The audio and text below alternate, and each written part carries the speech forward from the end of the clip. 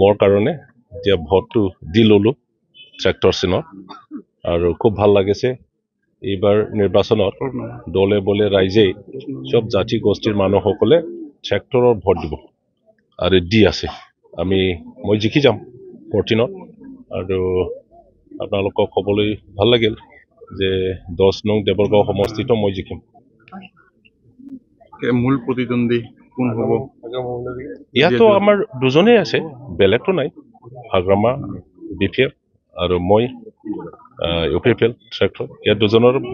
মাজতে কিবাটো এইটো একালৰ সতীৰ্থ আছিলে এইটো কথা মই ইতিমধ্যে ৰাইজক জনালো যে হাগ্ৰামা মহিলাৰ মানে এক নায়ক কথা এইটো এতিয়াৰ জেনেৰেশ্যনে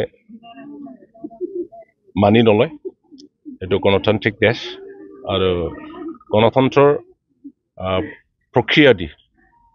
শাসন কৰিব লাগে ইয়াৰ কাৰণে এতিয়া ৰাইজে আৰু হাগ্ৰামাৰ লগত নাথাকে দিনটোৰ কাৰ্যসূচী মই ঘূৰিম পলিং ষ্টেচন পলিং চেণ্টাৰ মই যাম আৰু জাষ্ট চাই ল'ম কেনেকুৱা পলিং হৈ আছে এইখিনি সকলো ৰাইজৰ ভোট দিলে কি আহ্বান জনাব এতিয়া আহ্বান জনোৱাৰ কোনো সময়েই নাই ইতিমধ্যে দি আছে আমি জিকি যোৱাৰ পিছত ৰাইজক সেৱা কৰিম এইখিনি জিলা প্ৰশাসনৰ মতে 14 নং চিৰাংজোৱাৰ সমষ্টিত কেইবাটাও স্পৰ্শকাতৰ ভোট কেন্দ্ৰ আছে কিবা নিৰ্বাচনী হিংসা হোৱাৰ আশংকা আছে নেকি আপোনালোকে এতিয়ালৈকে একোতো খবৰ পোৱা নাই